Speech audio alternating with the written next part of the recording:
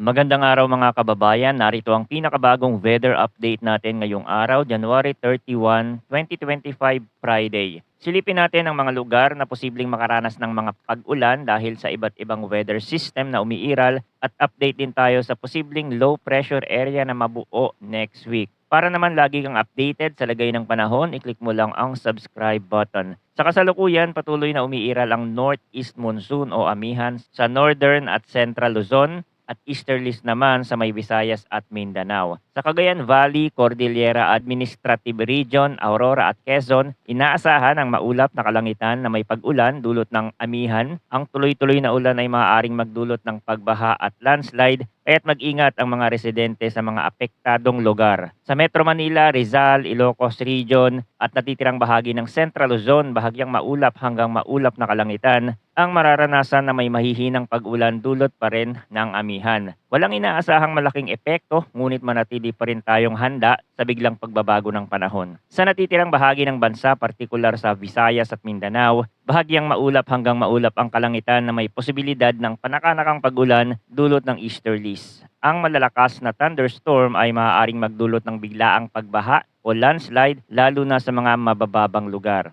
Ayon naman sa pinakahuling heavy rainfall outlook ng Pag-asa, makakaranas ng moderate to heavy rainfall ang Cagayan, Isabela at Aurora ngayong araw. Ang dami ng ulan ay maaaring mas mataas sa mga kabundukan at matataas na lugar at posibleng lumala ang epekto sa ilang lugar na dati nang nakaranas ng matinding pag-ulan. Tropical cyclone threat potential update din tayo. So wala pang bagong inilalabas ang Pag-asa dito. Ganun pa din, ang low pressure area ay maaaring mabuo sa may east of Mindanao and Visayas. Nasa low to moderate category yan, pero based on other model, pwedeng lumiit na lang yung chance niya na mabuo. Kaya't mahalagang magpatuloy sa pag-monitor para sa anumang pagbabago, manatiling updated sa mga susunod na ulat mula dito sa channel para sa pinakabagong balita tungkol sa lagay ng panahon. Salamat sa inyong pagtutok at manatiling ligtas.